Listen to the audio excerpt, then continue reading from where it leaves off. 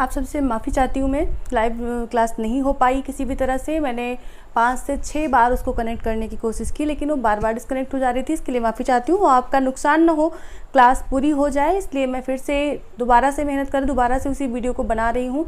जितना उसमें बन चुका था हम उसी के आगे की वीडियो की बात करेंगे। यानी कि हम जो क्रिया विशेषण हमने स्टार्ट किया था, तो क्रिया विशेषण से ही हम बात करेंगे आगे की वीडियो में। इस वीडियो में तो क्रिया विशेषण में जो हमने 5 यानी कि 4 भेद उसके लिखे थे, उनमें से हमने स्थानवाचक यानी कि कालवाचक तक के अध्ययन कर लिया था। और अब हम बात करेंगे स्थानवाचक वीडियो की, यानी स्थानवाचक क्रिया विशेषण की। क्रिया विशेषण के अंतर्गत स्थानवाचक क्रिया विशेषण की बात करेंगे। स्थानवाचक क्रिया विशेषण में यानी कि जिन शब्दों की जो है क्रिया के साथ साथ उसके स्थान का भी उल्लेख किया गया हो, तो उसमें हम क्रियावाचक विशेषण में स्थानवाचक विशेषण का प्रयोग पाते हैं। जैसे उदाहरण के लिए ऐसे शब्द जिनसे क्रिया के होने की दशा या दिशा का बोध होता हो, उसे हम कहते हैं स्थानवाचक, और उसके माध्यम से हम क्रिया विशेषण का प्रयोग यहाँ पर सीखेंगे यानी कि जानते हैं। तो जैसे बात हम करें कि उदाहरण एक लेते हैं कि बंदर यहाँ बैठे हैं। उदाहरण है बंदर यहाँ बैठे हैं। बंदर यहाँ बैठे हैं। अब यहाँ जो लिखा हुआ है, बैठना क्या है? क्रिया है, बैठे हैं। यहाँ लिखा हुआ है यानी कि स्थान का बोध हो रहा है। यहाँ बैठे हैं यानी कि उनकी दशा और दिशा दोनों का बोध हो रहा है कि कहाँ बैठे हैं, तो यहाँ बैठे हैं, यानी कि एक स्थान उनका बताया जा रहा है इस वाक्य में कि यहाँ बैठे हैं। या जैसे एक उदाहरण हम और ले लेते हैं कि वह ऊपर जा रहा है। वह ऊपर जा रहा है। अब यहाँ पर वो जा रहा है तो क्रिया हो गई, ठीक है। अब इसका विशेषण यानी कि ऊपर कहाँ जा रहा है, तो ऊपर जा रहा है। तो ऊपर क्या है? ये स्थान है। ऊपर नीचे, इधर उधर, यहाँ वहाँ, तो ये सब क्या है? ये सब स्थान है। और इसमें जैसे दाएं मुड़ना, बाएं मुड़ना, चारों ओर, ये सब क्या है? ये सब स्थान है। तो इसके अंतर्गत आएंगे और इसी के साथ वाक्य को हम यहाँ पर थोड़ा सा डिस्क्राइब करेंगे। और कि जैसे बंदर यहाँ बैठे हैं, तो यहाँ क्या है? स्थान है। इसलिए क्रिया विशेषण यानी कि क्रिया के साथ ये विशेषण जो लगा हुआ है, ये जो अव्यय लगा हुआ है, ये इसकी विशेषता बता रहा है कि बंदर कहाँ बैठे हैं, यानी कि यहाँ बैठे हैं। और यहाँ क्या है? स्थान या दशा या दिशा को बताने का बोधक है। तो इसलिए ये शब्द जो है आपका आ जाएगा स्थानवाचक क्रिया विशेषण के अंतर्गत। वह ऊपर जा रहा है। ऊपर जा रहा है यानी कहाँ जा रहा है? तो ऊपर जा रहा है। तो इससे क्या हो रहा है? इससे उसकी विधा उसका जो है स्वरूप पता चल रहा है, यानी कि स्थान पता चल रहा है कि वो किस जगह पे जा रहा है, कहाँ जा रहा है, तो वो ऊपर जा रहा है। तो इस तरह से हम वो स्थानवाचक क्रिया विशेषण को समझते हैं। और इसके आगे हम बढ़ेंगे परिमाणवाचक क्रिया विशेषण पर। परिमाणवाचक क्रिया विशेषण पर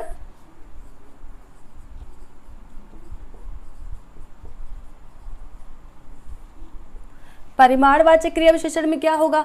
परिमाण यानी कि मात्रा, परिमाण यानी कि नाप तौल यानी मात्रा।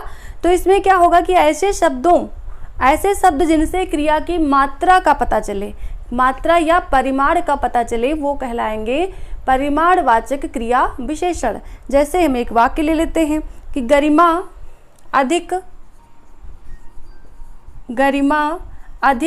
पढ़ती है।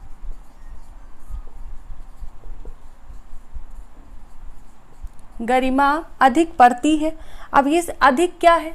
अधिक यहाँ पर उसकी मात्रा बता रहा है, यानी गरिमा कम पढ़ती है, अधिक पढ़ती है, थोड़ा पढ़ती है या ज़्यादा पढ़ती है, ये उसके पढ़ने की मात्रा बता रहा है। या खाती है, अगर हम यहाँ पे कहें गरिमा अधिक खाती है, तो भी अधिक खाती है, कम खाती है या थोड़ा खाती है, ज़्यादा खाती, ये उसकी मात्रा का बोध करा रहा है। यानी कि ये परिमाणवाचक जो है क्रिया विशेषण है। एक तो पढ़ती है, क्या है? क्रिया है। अब इसकी विशेषता ये अधिक है, और उसके साथ साथ विशेषता होने के साथ साथ ये एक अव्यय है, यानी कि इसका कोई प्रभाव इस पर नहीं पड़ेगा। अगर हम यहाँ कह दें कि राकेश अधिक पढ़ता है, तो अधिक तो वैसे का वैसे रहेगा, उसका स्वरूप कोई चेंज नहीं होगा, उसमें कोई विकार उत्पन्न नहीं होगा, क्योंकि अव्यय विकारी शब्द है। तो अब ये अव्यय है, विशेषण तो है, विशेषता तो बता रहा है लेकिन अव्यय है, तो इसलिए ये परिमाणवाचक क्रिया विशेषण के अंतर्गत आ जाएगा। एक और उदाहरण लेते हैं, एक और उदाहरण जैसे कि रेडियो की आवाज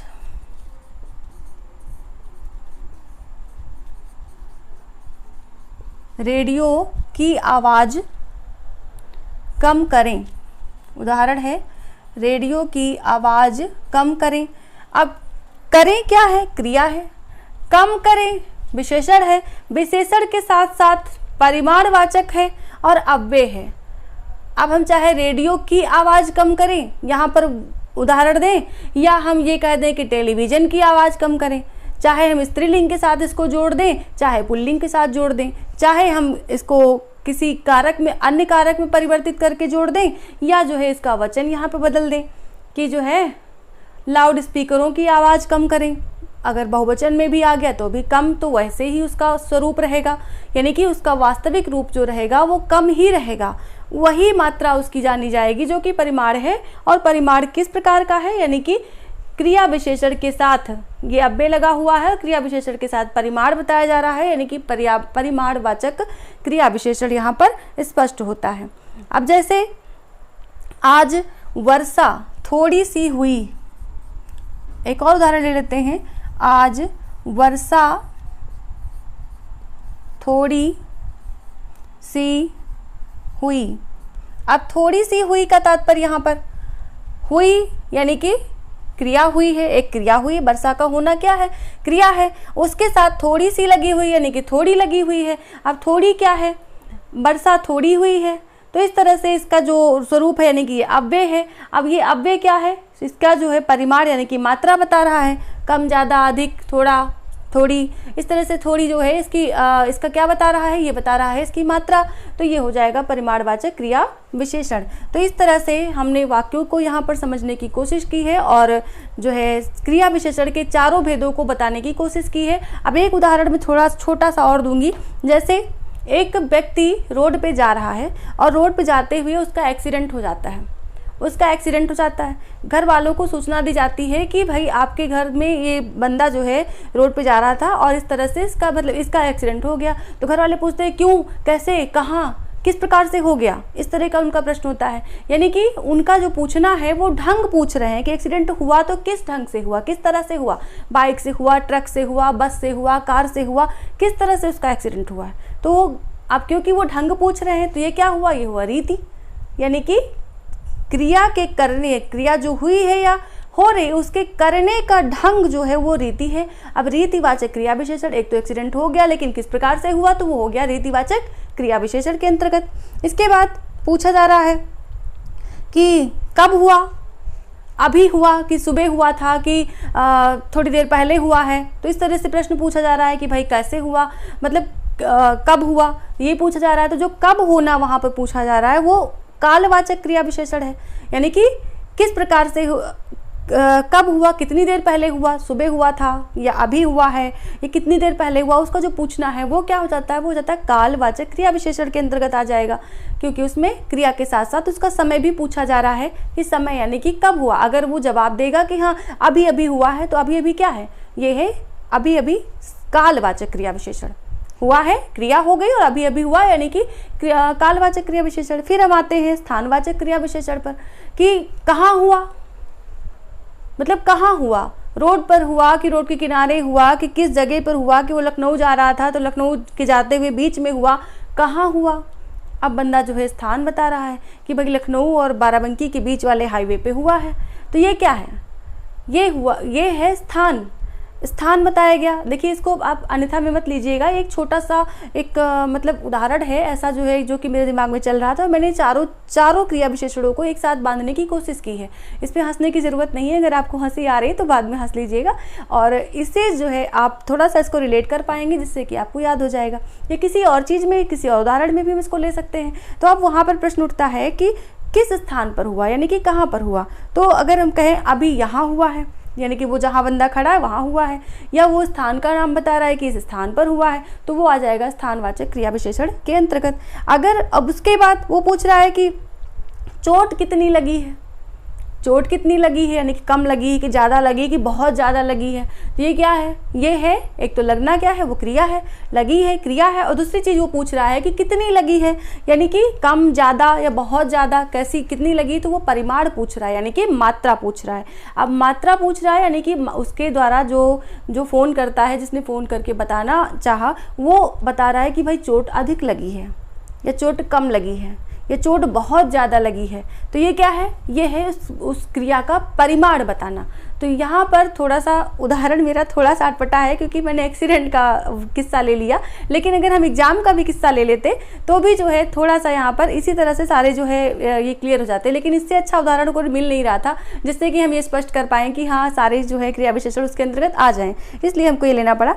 तो अब वो बता रहा है कि बहुत ज़्यादा चोट लगी है या बहुत कम लगी है या थोड़ी सी लगी है या अधिक लगी, कैसे, तो वो एक्सप्लेन करेगा। तो वो चीज़ें जो क्रिया विशेषण है वो उसकी परिमाण या मात्रा को बता रहा है, इसलिए वहाँ पर क्या होगा, परिमाणवाचक क्रिया विशेषण होगा।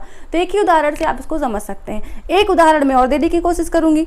एक उदाहरण और ये होगा कि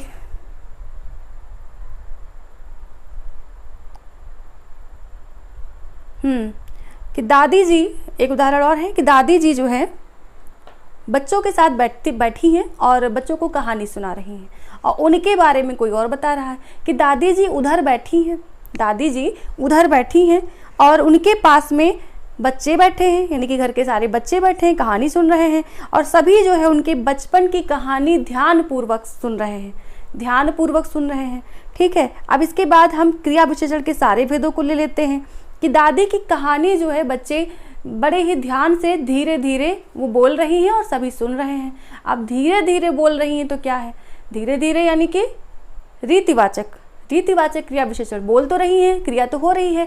अब धीरे धीरे उसकी विशेषता के लिए विशेषण लगा दिया गया, लेकिन ये धीरे धीरे क्या है, ये क्रिया के साथ लगा हुआ है और अव्यय पद है, तो वो अव्यय पद है, इसलिए वहाँ पर क्या हुआ, वो हो गया रीतिवाचक क्रिया विशेषण।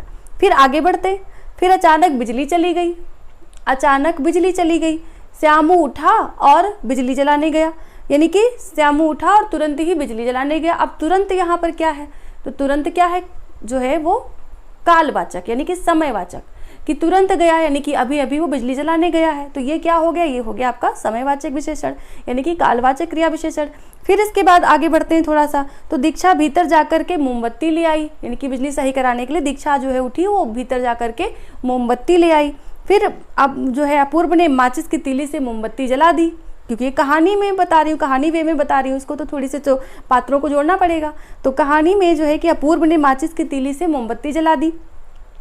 फिर आजकल बिजली प्रायः चली जाती है, हाँ, और मोमबत्ती लेकर के वो कहाँ गई, वो गई अपूर्व के साथ बिजली बनाने, यानी कि लाइट जो कटी हुई थी उसका कनेक्शन सही करने। तो अब गई है यानी कि जाना क्या है, वो क्रिया है, और अभी अभी गई है यानी कि कहाँ गई है, यानी कि दूसरे रूम में गई है, दूसरा रूम क्या है, वो हो गया स्थान, यानी कि स्थानवाचक क्रिया विशेषण के अंतर्गत आ गया।